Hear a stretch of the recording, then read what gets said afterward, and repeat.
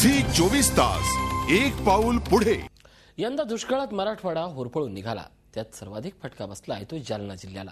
पिण्याच्या पाण्याच्या टंचाईसोबत या जिल्ह्यातील शेती पूर्णपणे उद्ध्वस्त झाली आहे। आता पावसाला सुरुवात झाली आहे खरी, मात्र शेतकऱ्यांसमोरची संकट संपलेली नाहीत। उलट शेतकऱ्यांची चिंता अजूनच वाढली आहे। पाहूयात शेतकऱ्यांच्या व्यथेची ही कहाणी।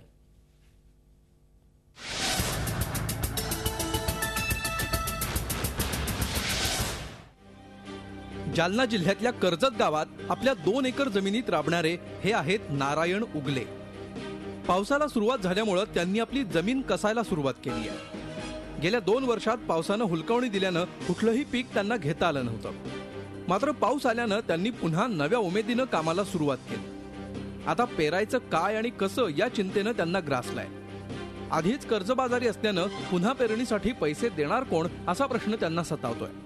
त्यामुळे यंदा पाऊस चांगला आला तरी आपल्या शेतात काही पिकेल का याबाबत ते साशंकच आहे। उगले दाम्पत्य आपल्या मुलीला शिकवून मोठं करण्याचं स्वप्न पाहत आहे, मात्र हे स्वप्न सत्यात उतरेल की नाही याबाबत ते साशंक आहेत। 75,000 खाजगी कर्ज मुलीचं लग्न झालं गेल्या वर्षी, आणि महाराष्ट्र बँकेचं कर्ज तसंच आहे। आता पाऊस पडणार, बियाची अडचण, शासनानं काहीतरी मदत करावी असं वाटतं आम्हाला।